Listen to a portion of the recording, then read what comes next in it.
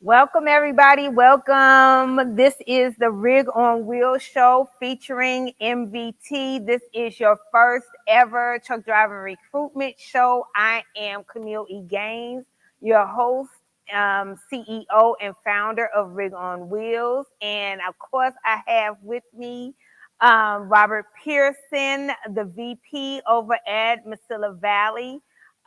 Transportation. We bring you hot jobs, tips, recruiting tips, driver tips, industry news. So let's definitely make history together, guys. How are you, Robert Pierson? I am well. How are you doing today, Kameel?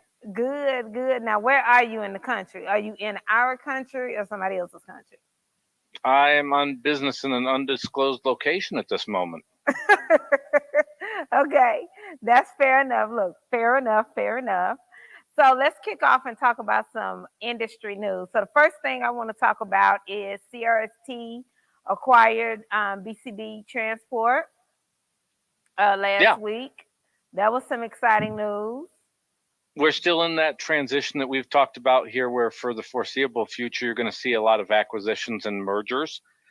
Sometimes it's going to be because a company is not doing so well. Other times it's because there's a strategic advantage where a company becomes much stronger, aligning with somebody depending on customer base, resources, company fit.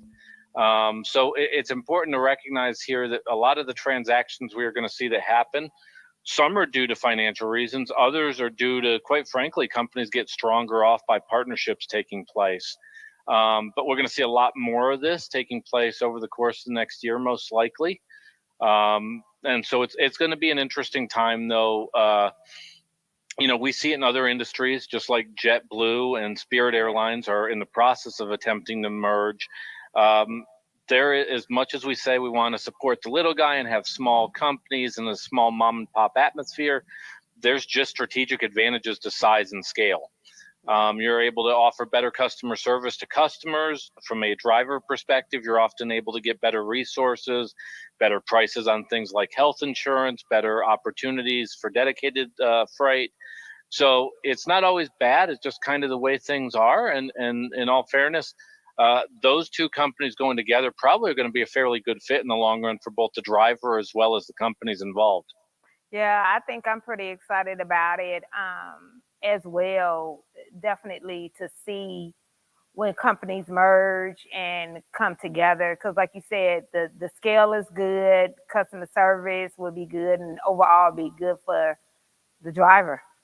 It should be good for the driver. So yeah, and the key thing right now, it comes down to stability. It is very challenging for your under 100 truck fleets right now in the market. It's not impossible, but there's a lot of challenges that they face at this moment. Whereas a larger carrier, you're going to be able to offer much more diversified portfolio of opportunities to your customer, which means you're going to have other freight opportunities. When the economy is bad, size does help. Yeah. Okay, so tell us about some more industry news. You wanted to talk about diesel. I know it's just a small win, but it's a win. We'll take it. It's a win. Diesel's down 8.8 cents a gallon at this moment. That's a big win. Again, fuel surcharges are generally lagging indicators, so you want to get a few more extra miles in.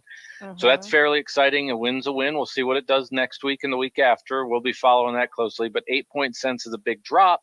But keep in mind, 2 weeks ago, we saw a 10-cent increase. So it's almost a bit of a correction. So I don't want to get too excited by that yet, considering the jump up a couple of weeks ago to 10 cents. And as you pointed out a couple of weeks ago, there was a 25-cent increase in the Midwest about 2 weeks ago. So 8.8 cents is a welcome relief.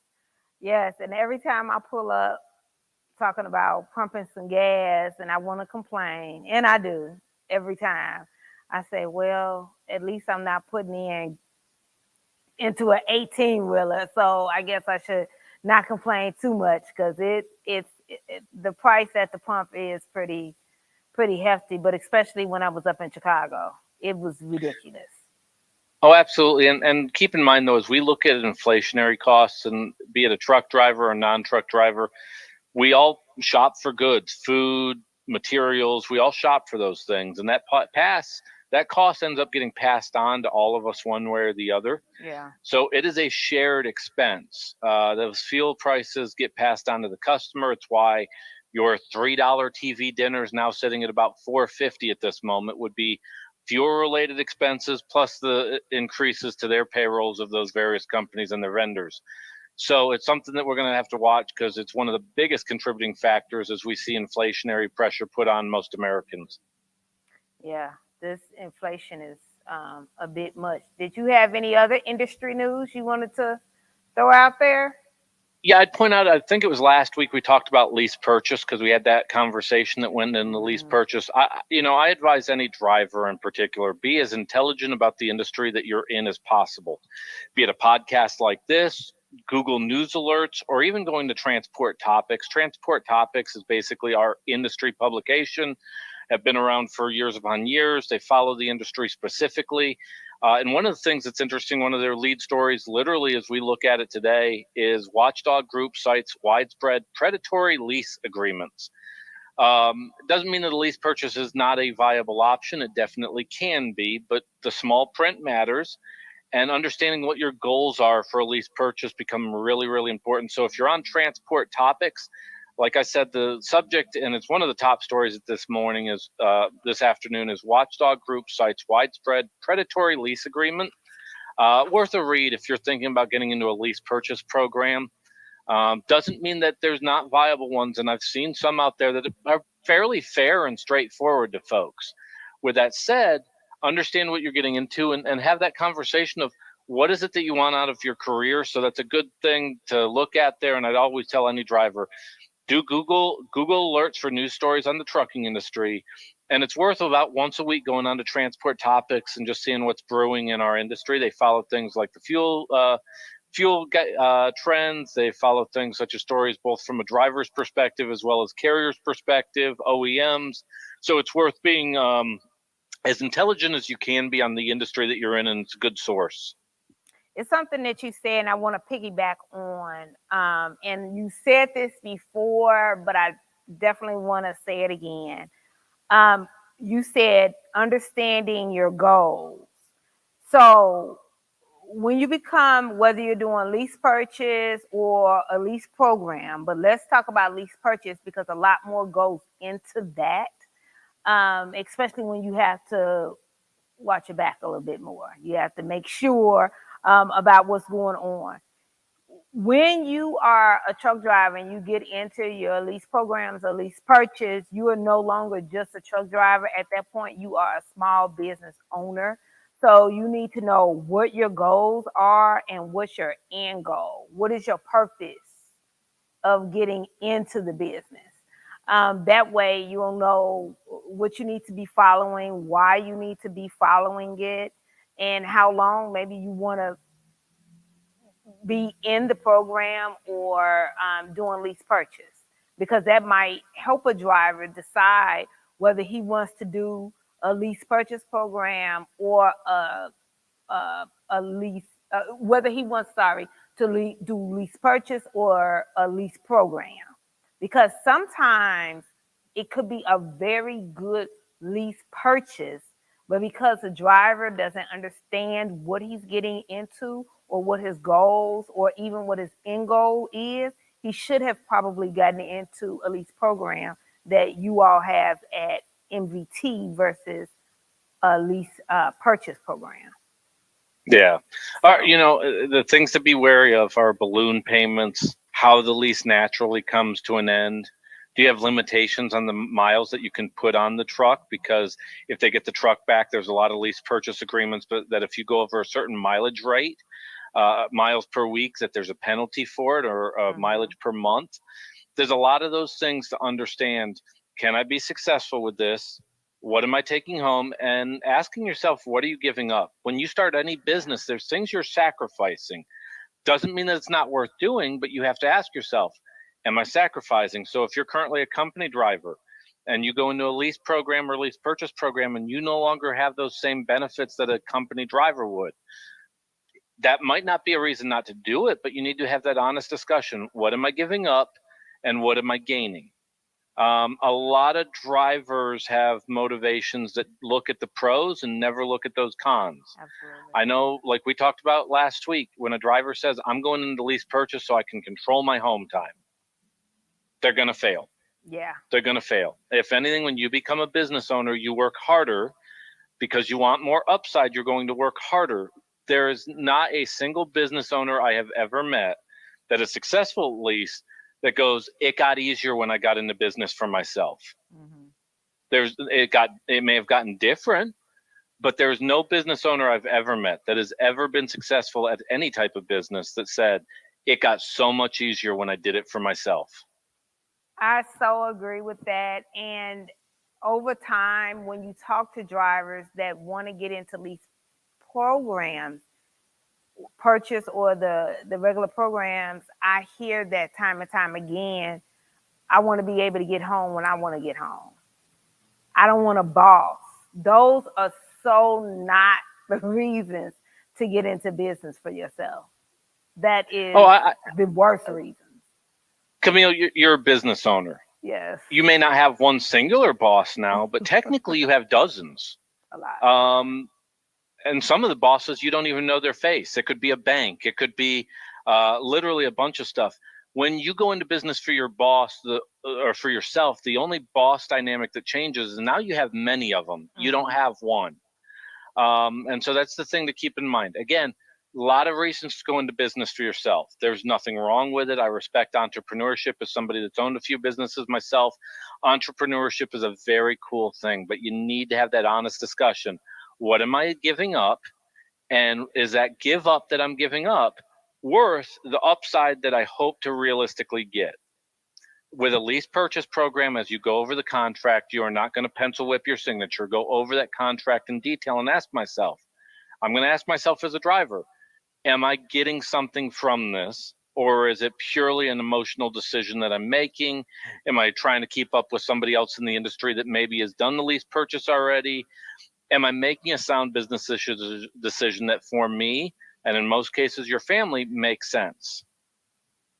Yeah. With that being said, let's go ahead and go to our first commercial. And then when we get back, let's jump right into hot jobs. Why not? Let's go ahead and do that.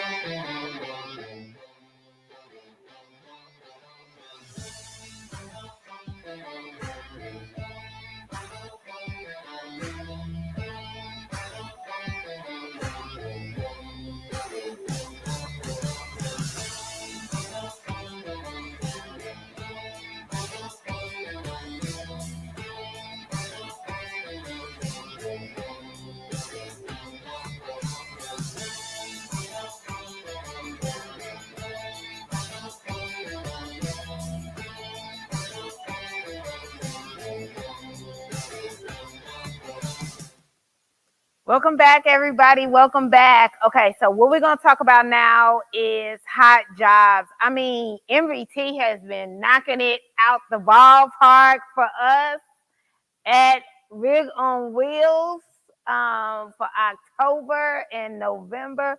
When it comes to these hot jobs, I am telling you, y'all are putting these other carriers to shame. I don't know what you're doing over there, Pierson, and where you getting all these hot jobs from.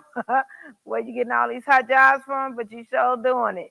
So let's talk about some of them. So I have an opening for 5 drivers per week for Division 230. 230 I can hire primarily. I'm looking out of San Antonio or Laredo. So if you live in Laredo or San Antonio, you're essentially running the southwest part of the U.S. You're going to see going up to Northern California, we'll do a little bit of Tesla as well as some other business out of California, coming back towards El Paso or Albuquerque, and then back home in the South Texas around San Antonio and Laredo. Job pays approximately $1,400 to $1,700 a week. Really good home time. You're generally going to be out about 4 to 6 days, so you're going to see weekly home time on that end. Doing primarily automotive freight, but most of it's going to be drop and hook. This is established customers. As I said, Tesla for us is a big customer on that end, though we have some other customers that go into that division. So there's 5 opportunities out of Laredo and San Antonio out of that end. I have Division 110. Again, we're looking for teams out of El Paso, Albuquerque, and the DFW marketplace. So Division 110 is a good one from a team perspective. You're going to run primarily the southern U.S. with occasional runs up to the northwest. Again, looking Albuquerque, El Paso, or DFW, out 6 to 7 days. Generally, we're seeing our solo drivers making anywhere between $1,630 to $1,760 in that range as part of a team. So if you have a relative, a driver that you like, if you have somebody that you want to run team with, I definitely look at Division 110 out of Albuquerque, El Paso, and the DFW marketplace. Lastly, I'd also point out we have some opportunities in Nashville. We have Division 410. We talk about 400 a lot, but I'm a big fan of 410. We have 3 opportunities for Division 410 out of the Nashville marketplace. If I'm talking about Division 410, primarily you're looking at making about $1,600 to $1,700 a week. So you're talking, what's all said and done, about $85,000 a year. You're sticking to the south central part of the Midwest, the southeast. You're going to be out about 6 days at a time, so you're going to see weekly home time. So if you live within 50 miles of Nashville or 25, 30 miles out of Lexington, Kentucky, Division 410 has some openings there. What I'd also say, though, is we have some openings in a number of other locations around the country. So if you live out of Salt Lake City, if you live out of El Paso, Las Cruces, New Mexico, if you live out of San Antonio, Laredo, DFW, Houston, Memphis, Nashville, Jacksonville, Florida, and a number of other opportunities, I would absolutely look and reach out to the Rig on Wheels team and see if there's an opportunity in your market that I may not have already mentioned. So we have both team opportunities, solo opportunities, and all of them paying anywhere between $85,000 up to $95,000. Great. So what I want to do is throw the number out there, or up there, I guess I should say. 281-968-3100, 281-968-3100, or go to rigonwheels.com, and it's an Intella app right on there that you can fill out. But also, just to let you folks know, so we need pre-made teams if you're trying to go to MVT. So make sure it's pre-made teams, because MVT, or we do not match up, or MVT doesn't match up. Now, we've matched up. Before we send your application over to Josue, we'll do some good old matchmaking. We're not going to get you married, but we'll match you up. We'll help match you up. So for pre-made teams, when it comes to that, something else I wanted to point out, some good retention tips before we get you over to Josue and get you turned down with Pierson. So let's say that you are a super fantastic driver. I mean, your mama think you are the best thing since sliced bread. Your MVT, your PSP looks good, but you are hard to get along with on the telephone. If you are hard to get along with on the telephone with Raven, that means when you get on the phone with Josue, you're going to be even harder to get on the get along with on the phone, because that's going to be another person, which means that when you get to orientation, you're going to be even harder. Pierson is not going to allow you to come to orientation, because there are going to be other drivers for you out of, let's say, San Antonio, because he's only taking 5 per week. So just think about that. And I'm telling you real things that happen. Of course, we have more than 5. Thank you, goodness, for that. But more than 5 that actually want to go. So we don't want to send anybody that's hard to get along with over to Josue, because we know that that's not going to be a good look, because Pierson is not going to want them in orientation. Okay, so that's one. Those are housekeeping tips I wanted to say, things that I am noticing. Another thing is, let's answer the phone, guys. We make sure that we let you know the prefix that Josue or the team at MVT is going to be calling from. So let's make sure that we are answering the phone, so you can get all of your travel and everything that is needed. Those are part of your professional truck driving and everything else. And also, this is a big one. Put voicemail on your phone. So if you have Josue calling you or anybody from our team calling and you don't have voicemail on your phone, how are they going to be able to get in contact with you? Anything else you want to add? No, the communication piece is that big piece. And the reason why that matters is, just on the flip side, we hold fleet managers accountable to being readily available to you. The initial stages of your employment at any trucking company, you have to over communicate.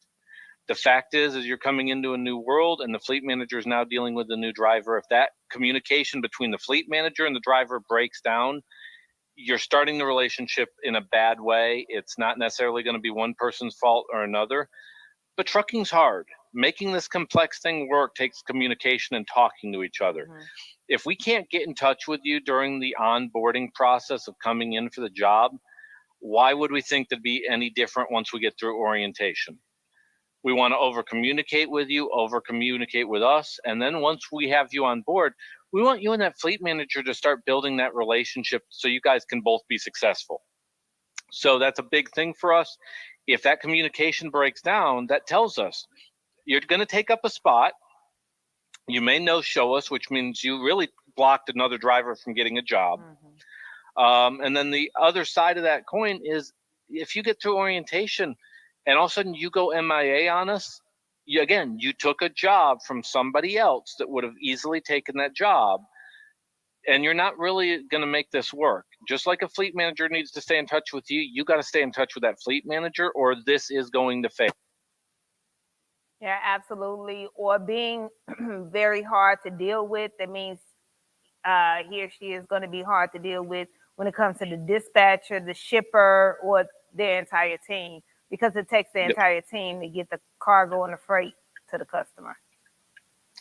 And I will point out, the driver that no-shows us, we're not hiring down the road. And so that's the key thing, is I don't have a lot of open trucks sitting. So when I say I can only take 5 drivers, that means I can only take 5 drivers for that specific division. So the person that gets accepted, says yes to the job, and then no-shows on Monday morning, again, took a job from somebody else. Mm-hmm. And so at that moment, we aren't. So when they call back, and they do, we get those calls about 3 months later going, hey, I'm reinterested. We're not working together. We aren't interested in that person in any time in the near future, because ultimately they blocked somebody else from making a livelihood so that they could have 3 or 4 options of what they wanted to do. We were having our team meeting the other day, I don't know, Thursday or Friday or something. Last week I was in Canada, and we were actually having our team meeting. And I say, you remember when I was on the show with Pierson, and I was saying how I really want our truck drivers to be respected just as much as pilots? And they was like, yes. And I said, I'm really serious about that. So I was in the airport, and it wasn't United. United is my favorite airline, even though I know American is yours. United seats are bigger. And it was another pilot, and he was just shucking and jiving. It was just like he was just so loaf, and just like he had the energy of a sloth, like just, he was not the plane I wanted to be on. He was not in a hurry to get to his plane, just nothing. He took me as somebody that was probably late getting to where he needed to go, like one of that type of situation. And I was thinking to myself, we needed to be where if a truck driver no shows, he can't go to that company ever again. It needs to be just that serious. More accidents happen on the road than in the air. So if I was glad that that particular pilot was not a United Airlines pilot, I need to have it be where the truck drivers that are on the road next to me and my family, or my family and I, it needs to be the same type of thing. And so I'm glad that we had a clearinghouse that is, kind of clearing things out of the way for us, and, a lot of different things, because we need to bring respectability back to this industry, because I mean, truck drivers are more important than pilots. Yeah, the clearinghouse made life difficult for people in my profession, but good riddance to 150,000 people that probably should not be truck drivers. I don't have anything against anybody making a living, but if you're going down the road with 80,000 pounds and you'd put yourself in a position to be vulnerable to the clearinghouse, good riddance. Yeah, because another thing, and not to, just keep going down this pipe hole or whatever the saying is, but, the pilot that was on some type of substance, whatever, and was trying to do whatever to the plane, and now he has what, attempted murder charges for all of those people that were on the plane. What if they Yep. did that to truck drivers that dropped dirty or were positive for a drug screen when they got in an accident and pulled them over? Yep. I would say this. Now, the other worm is turned on the flip side of it. And while we talk about driver accountability, I would remind all carriers the accountability still comes down on us with the professional drivers, those people that exude that professionalism, the drivers that are on time, reliable, show up when they say they're going to do something, they do it. We have an obligation on our end, and we're a big believer at that at MVT, that we got to make those people feel like they're VIPs. It's not letting your bottom 10% dictate how you run a trucking company. It's very easy. There's the saying, the squeaky wheel gets the grease. And so at a lot of companies, the 10% of the worst drivers are where you spend 90% of your time. And that's a shame, because your top 10% of your drivers end up paying a consequence because that bottom 10%. As a carrier, it becomes important to ignore the bottom 10% of applicants and recognize the top 10% of applicants and treat them with the respect that their professionalism deserves. So even in today's world, where we're talking about how the shippers got the upper hand in the relationship with the carriers, that's where that top 10% of driver has a real value, because they're the ones that separate you from a customer service standpoint. They're the ones from a customer service standpoint you got to keep focused on. So that's the other thing as a driver. If you're one of those top 10% of drivers and we get that application, we the reason we want to talk so much is we want to build that rapport with you. We want to put you in the best possible scenario to have success. And so it's not just that we're trying to hound you or that we're trying to babysit, handhold you through the process. We want you to be successful day one. And so that's the other key piece of that communication piece, is so that we can establish that relationship, because I don't want to know you as driver number 184. I want to know you as Jim or Javier or Jose or Bill. I want to know you at that level coming in through the door, so that that fleet manager feels a obligation to take care of you, because they don't know you as driver 184. They know you by who you are as an individual coming in, and we can get that process started correctly. I like that you said that.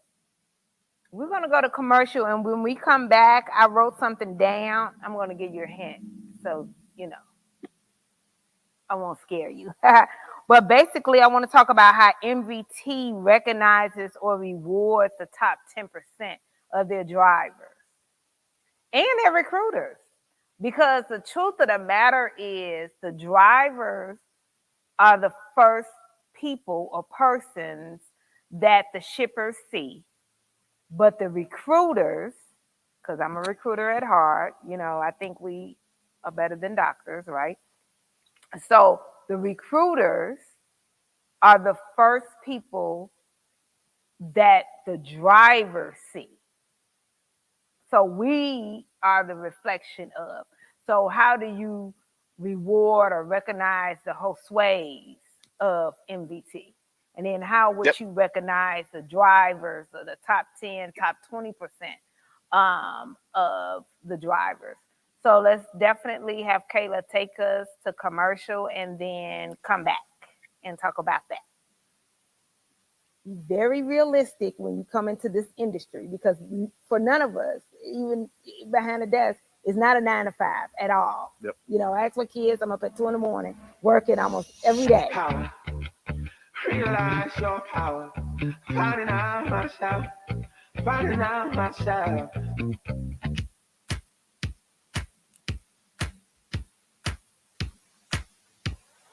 Go where you wanna go. Do what you're gonna do. Do what you wanna do. Go where you wanna go. Get on with it. Come on, get on with it. Come on, get on with it. Come on, get on with it.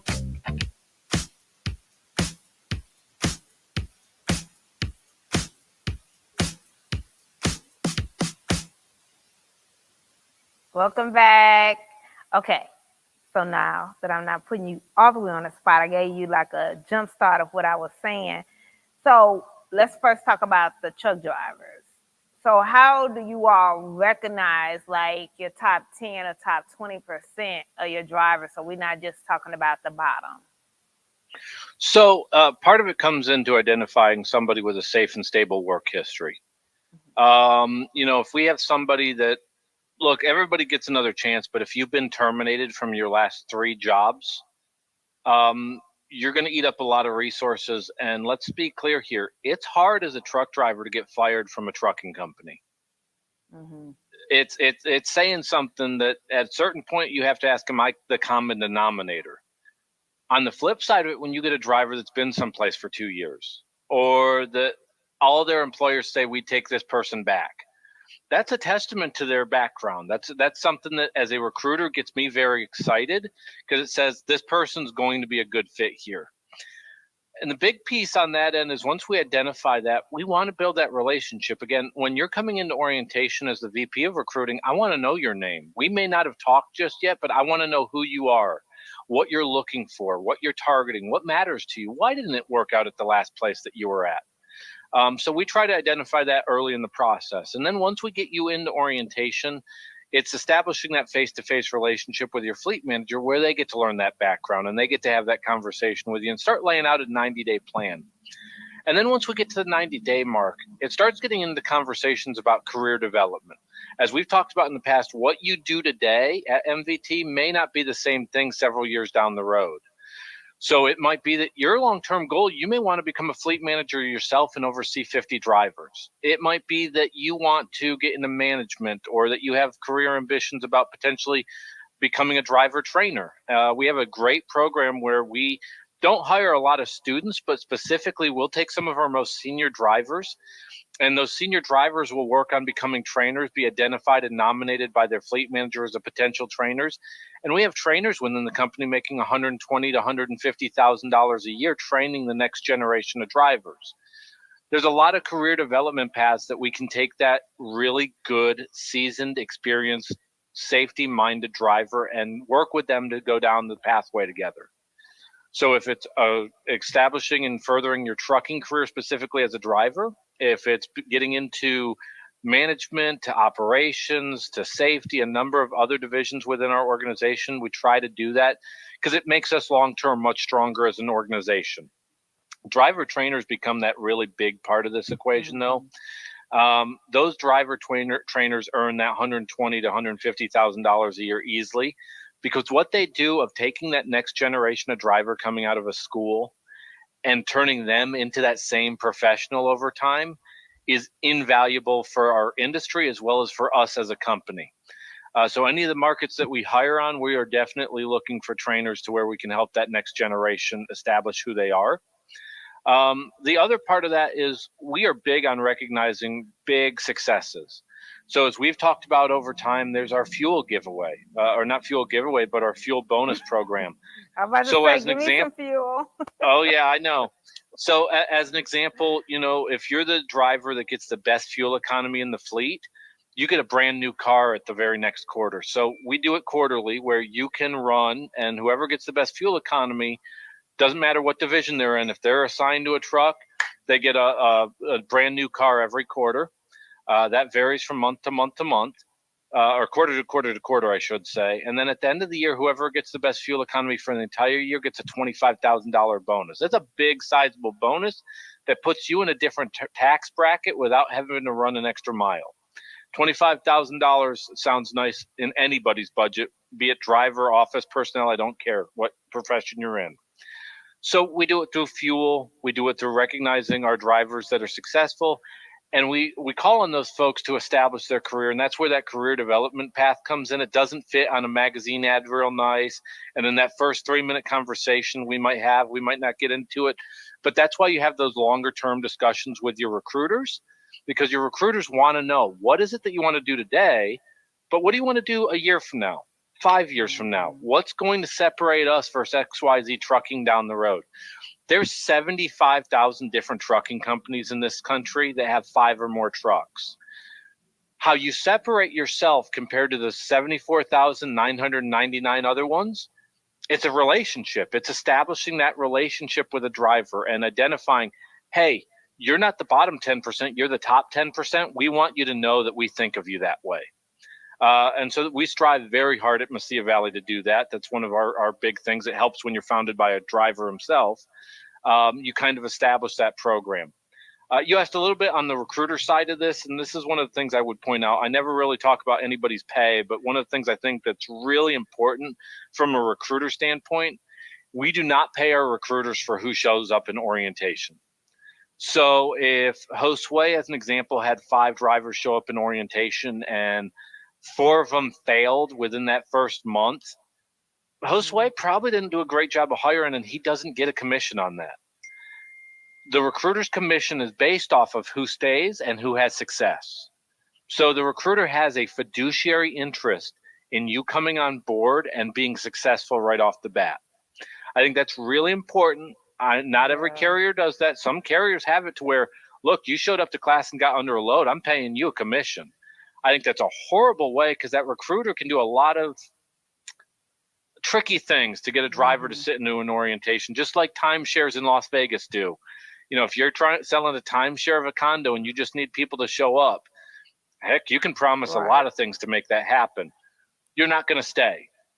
So our recruiters' commission structure is set up not based off of how many notches in the nightstand they have, but really who comes, who stays, and who succeeds. And that's an important distinction. I think you should pay a recruiter a fair wage where they can make a living and hopefully be rewarded for being successful. They have an important job, but setting them up to where their finances align with the driver's finances as they come in through the door is really, really important. That's a partnership right there. That is different. I did not know that. That makes a big difference right there. Yeah, no, that makes a big difference right there, because that's a partnership. That's a partnership with the internal recruiter and the driver. That's a game changer. Yeah, and you're right. A lot of companies don't do that. Not your megas. No, anyway. no. So, and it varies. Recruiter compensation, I can tell you, consulting varies a lot from one carrier to the next. You don't want that person making a really small salary to be a recruiter, because they don't understand your perspective. They're probably very inexperienced. Right. You want a recruiter to be financially secure. Right. But you also don't want that recruiter basically being incentivized to trick you into an orientation. And that's a problem. Is, look, at the end of the day, we all have bills to pay. It's human nature. I understand. But you want that recruiter to have empathy for the driver, and to have their financial interests align with that of the driver. Because if they don't, it's what sets up some of the bad reputations that recruiters have in our industry. Yeah, absolutely. Yeah. I was having that conversation with somebody earlier today. So I definitely agree with you there. So let's go ahead and go to commercial. I want to go to the commercial since you definitely already talked about the fuel and everything. Let's go to the commercial with the guy that won the car. So let's go to commercial, Kayla. Mi nombre es Carlos Vázquez. Tengo trabajando 3 años aproximadamente y somos B1 y andamos en territorio de Estados Unidos. Lo que me gusta de MVT es que tiene buenos viajes, buenos camiones y muy buenas millas. Mi comunicación con el despacho es muy buena y todo eso, y siempre están a la orden del día. ¿Qué pienso del equipo de los camiones? Pues que están muy bien y les dan sus mantenimientos, sus PO y todo lo demás, alineación y balanceo, todo, cambio de llantas y excelente servicio. La compañía cada trimestre regala un auto para los operadores. Me motiva pues a crecer más como persona y para dar el 100, como dicen, para la compañía. Welcome back. Welcome back. I wanted to go ahead and jump in and start talking about the truck, but I think Kayla was saying that she had a question that came through. Kayla, did you have a question? Hey, Kameel. So the question is, how long is orientation? Okay, Yeah, it's approximately 2.5 days, and I'll say that of classroom time, it's about 2 days. But we have our drivers generally get there the day before so they can do the road test and the drug test right off the bat and get it out of the way. So as an example, if you're doing a Tuesday, Wednesday orientation, Monday afternoon, you're doing that road test and you're doing that drug test. And then you're going to start Tuesday with morning classroom time, getting into the communications system, and by the end of orientation, you're meeting your fleet manager and you're working on that 90-day plan of how you're going to be successful. So approximately 2.5 days. Okay, thank you. Okay. Anything else, Kayla? That Yes, was a good Pierson must question. be psychic, because just to elaborate on, that 90-day plan, we've got folks asking, how are you gauging success or measuring their success? Yeah. First and foremost, it's on-time percentage and availability. On-time percentage right now is how most of our customers dictate that. We try to set up very realistic on-time dates, as well as utilizing local drivers in other markets to theoretically T-call and do those last-mile deliveries. But your ability to say, I'm going to be A to B by this time, and being able to pull that off becomes first and foremost. As we start getting more of a track record, we can start following miles per gallon. We can start going through behavioral patterns and things like that. But in the first 90 days, it's really a combination of evaluating the fleet manager and their ability to communicate out instructions, information, helpful tools for you over that 90-day period, as well as a driver. Do you do what you say you're going to do? When your home time's done, are you back in the truck and ready to go with the agreed upon time? Are you delivering your loads when you say you're going to? If something comes up, such as weather, traffic, accidents, are you communicating that out so that we're able to find that out appropriately? Or are you not communicating that out, and then when you're late, none of the communication took place?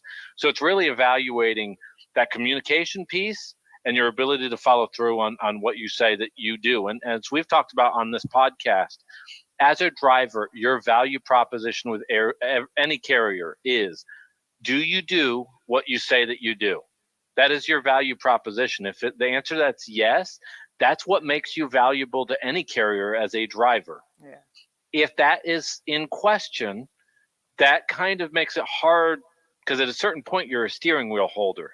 Yeah. Nobody wants to be classified as a steering wheel holder, but literally, if you're unreliable in terms of communication and showing up on time, you're a steering wheel holder. That's what you are, because you've taken away the value proposition as a professional driver that you're there to provide. Yeah, that's the difference between a steering wheel holder and a professional driver right there. That value proposition, trust. You have to be able to trust that you're going to do what it is you say you're going to do. I take it extremely seriously. As somebody that's had people in trucking within my family, working with truck drivers over the course of the last, I don't want to admit how many years, and overseeing the hiring at this point of about 27,000 drivers. The most successful truck drivers are the ones that literally you can set your watch to. The best truck drivers I ever met, it really comes down to communication, and it comes down to, if I can help it, if I tell you I'm going to do something, I'm going to do it. That literally separates every great trucker from any average trucker I've ever met in my career. It's that person that literally their word is their bond. Yeah, I like that. I like that. And I was at a conference or a summit last month, I believe it was, the Transportation Marketing and Sales, and it was an executive summit. And my notes are actually right here, and it was talking about value proposition. But he was talking about the same exact thing, that the value proposition, what comes before that is trust. And if there is no trust, there is no value. It does not matter whether you are an executive or some other staff or position within the company. If there is no trust, there is no value. So whether you're a driver, you're a recruiter, you're sales, you're marketing, you're an executive, it doesn't matter. If we can't trust that you are doing what it is that you say you're going to do, you have no value. And look, how you leave a company matters. So I'll give you an example for those of you that are looking for a job right now. If one of your previous jobs is going to do that VOE, verification of employment, and they're going to put driver was terminated due to late deliveries, this industry is going to be very tough for you right now. Because if I were to hire you and it doesn't work out because you have late deliveries, I am literally going to have a lynch mob in operations waiting for me because I've set them up for failure at that moment. Right now, I can tell you all the customers, all the shippers are getting great customer service. If you are a liability, you are not costing yourself freight. You're causing us as a carrier to damage the relationship with that shipper that's very valuable right now. And you're potentially costing, in our case, 1,900 other drivers their livelihood. So generally speaking, that becomes a really big thing right now. It used to be, and I got it, a year ago, you could have that in your background and somebody was still willing to give you a chance. They can't do that anymore. You are going to cost them their ability to make a living, not just your own. So that's the key piece. Your value proposition as a driver is, I'm going to help you take care of this customer. If you can't do that, then there's no value proposition. Now, us as a carrier, if you can do that, I now have a lot of motivation to make sure you're successful and give you every opportunity to succeed both now as well as in the future. But it's very clear that we have that understanding of each other. I owe it to you to provide you that opportunity at long-term career success. On the flip side, you got to take care of my customer for me to have that motivation as well, though. Dang blasted, I'm so excited about this.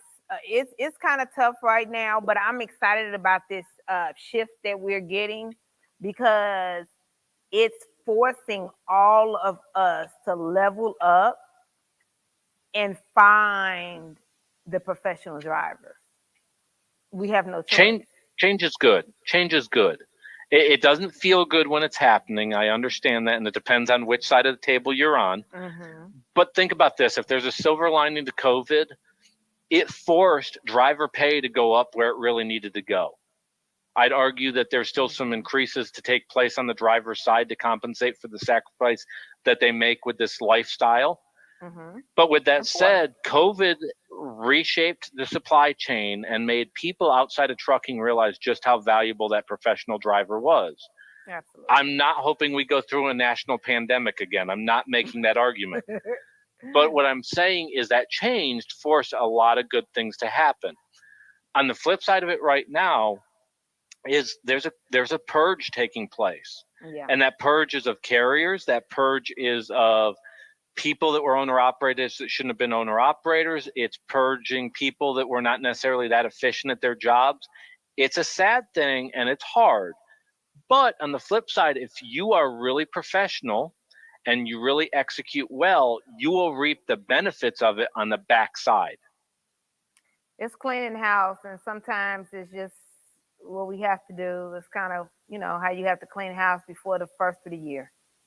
It just, you got to get out the old, and not the old carriers or anything like that. Of course not that, but just the old mentality of garbage.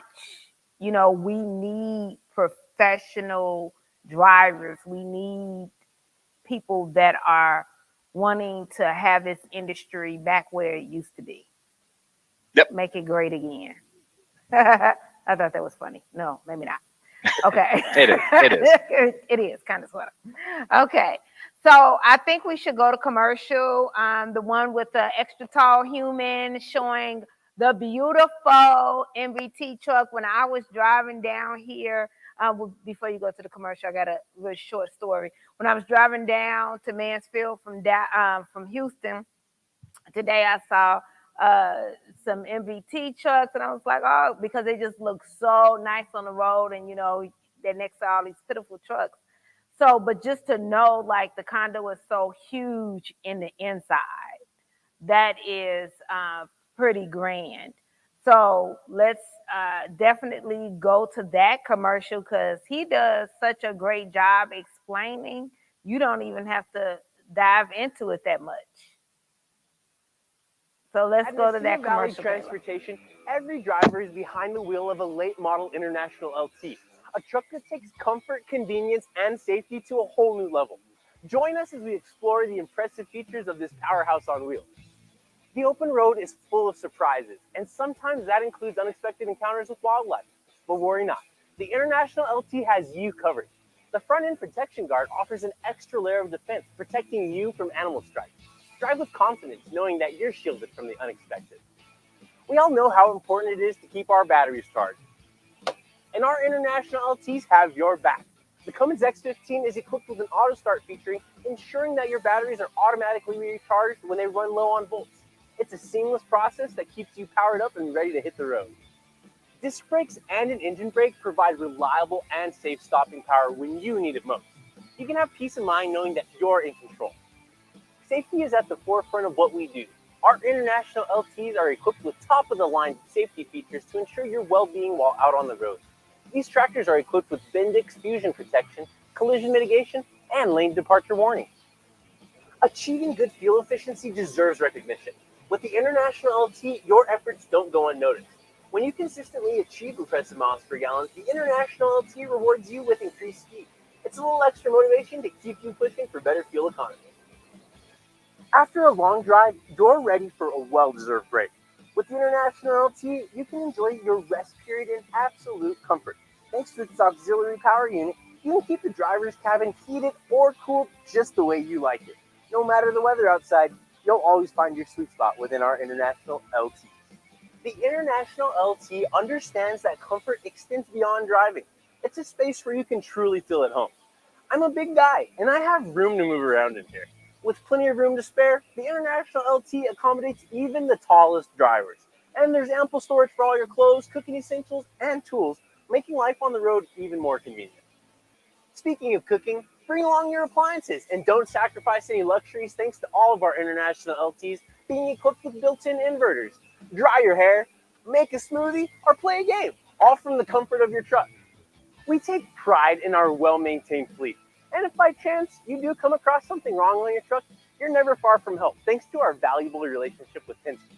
With more than 750 brick-and-mortar Penske shops nationwide, their expert team is always ready to assist you.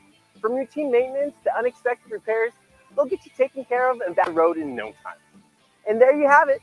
Just a few things about this late model International LT that make MVT the place to be. Welcome back. Welcome back. Pierson, did you have any last warm statements you wanted to give the people? Yeah, I have great equipment. I appreciate him really going over our great equipment. He is a big dude, but you wouldn't know it inside of that truck. So we have great equipment, Great pay, great customers. There's a lot of reasons to choose MVT, even in today's ever-changing environment. I'm going to say the biggest value proposition that we have to any driver is most of our customers we've had going on decades at this point. That's an important thing to establish here. Are you with a carrier that relies on a lot of broker freight? If so, they're in financial trouble. Do you have a customer base that's seasonal, or do they have year-round freight opportunities? Most of ours are year-round. Every customer has seasonality, obviously, but with that said, if 75% of your customers' freight only goes 3 months out of the year, boy, that's a long time to go with without a lot of freight. So the fact is, beyond the equipment, the pay, the driving opportunities, the career advancement opportunities, it's our customer base. It is well-established year-round customer base that will keep you consistent. As long as you deliver a high level of customer service, the customers that we have are going to keep on coming back. And ultimately, for our drivers, that creates opportunity. So by all means, give Rig on Wheels a call at 281-968-3100. That's 281-968-3100. And let's see if we can't become coworkers in the very near future. Yes, definitely. You know what? I wanted to say, I don't know if I saw this on LinkedIn or Instagram. It might have been Instagram and came down my feed, but it was talking about the next driver appreciation quarter. Because I like the way you guys, it's not just in September like everybody else is, it's every quarter. But it is coming up, right? So what's the new car? I know we talked about that in the other segment, but what's the car giveaway this time? Yeah, the Nissan Sonata is sitting in our lobby in El Paso at this moment. It is very sharp looking. I know I snuck a chance to sit in the driver's seat just to check it out. Luckily, no one caught me, but it is very nice and extremely comfortable and quite spacious. So what we do is our fourth quarter driver appreciation this quarter is going to be November, Wednesday, 22nd there in El Paso, Dallas, in our offices in Nashville, Denver, El Paso, and Laredo. We will have site on office personnel, maintenance team professionals, and drivers all culminating in the same locations. Really good food opportunities, chance to converse. New car giveaway. I don't know who the winner of that is, but if you see Royal Jones showing up with a film crew behind him, chances are it's being done at that terminal. And so looking forward to the next giveaway there. That would be November 22nd of this month, right before Thanksgiving, and we're expecting a full house at all 4 locations. That's awesome. Okay, well, everybody, that kind of concludes our show. And like Pierson said, definitely give us a call at 281-968-3100 or give a shout to us at rigonwheels.com. We have the Intella app, and follow us on whatever platform, especially YouTube, but whatever platform you're listening or looking at us on here. And we'll see you guys back on next Tuesday at 3 p.m. Central Standard Time. Bye, everybody.